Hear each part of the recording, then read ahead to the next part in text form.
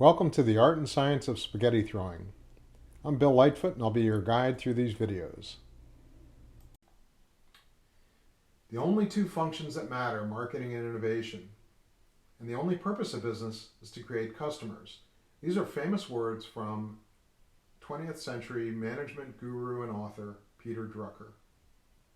Think about it for a second. How do you create customers? How do you create customers continuously in a sustainable manner? Profit is a critical measurement. Even nonprofits want to have extra money left over at the end of their fiscal year. But you need that money to continue to invest in the organization, in the people, as well as to keep up with things like inflation or rising cost of everything.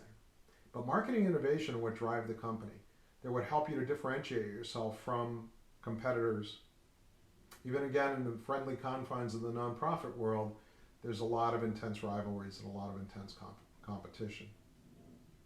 So the focus on constantly finding ways to get your message out to more people, to drive demand, to position yourselves as the preferred supplier of whatever it is you're supplying, comes through a combination of messaging via marketing and also coming up with things that differentiate yourself through innovation. This is what creates customers. And this is what keeps them coming back and continues to create even more customers and more customer experiences.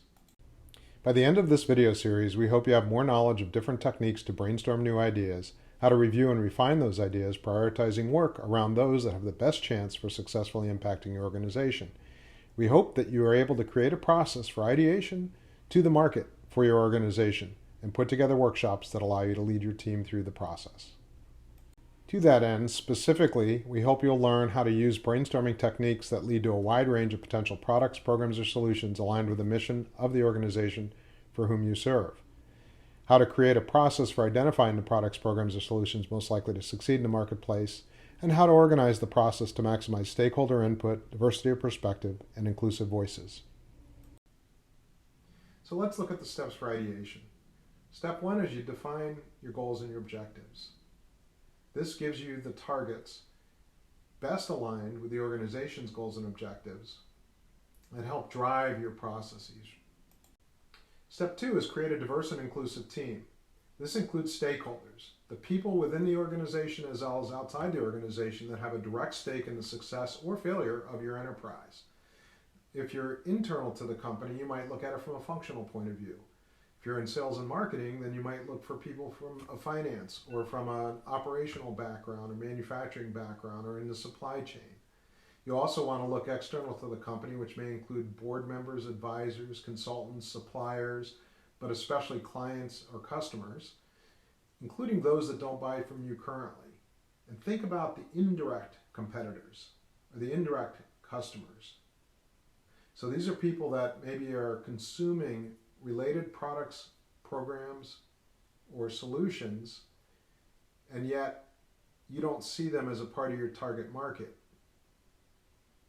So it helps to have as many people with as many different perspectives representing both tapped and untapped opportunities to help in the ideation process.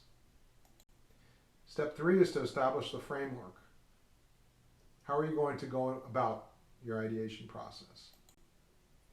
Step four, you want to provide training and support. You're going to be introducing a bunch of new tools, a bunch of new processes, maybe using workshop techniques, etc. It's always important to have somebody who can help facilitate the training and then provide ongoing support just to make sure that that doesn't stand in the way of your success. Step five, you want to encourage the free flow of ideas. So you want to have a safe environment, highly creative environment, highly inclusive environment. No judgment is used in this stage of the ideation process. There's no criticism, no evaluation, just positive feedback, active listening, and a supportive atmosphere. And then step six, you evaluate and prioritize your ideas.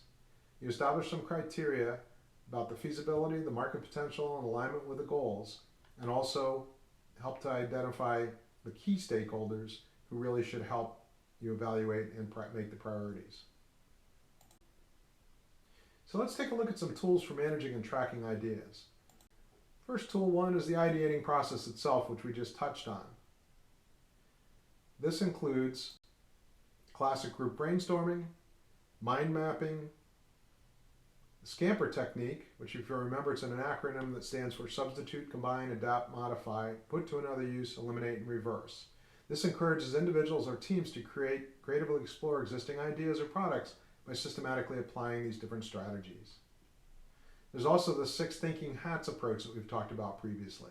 It's a technique developed by Edward de Bono that encourages parallel thinking in different perspectives.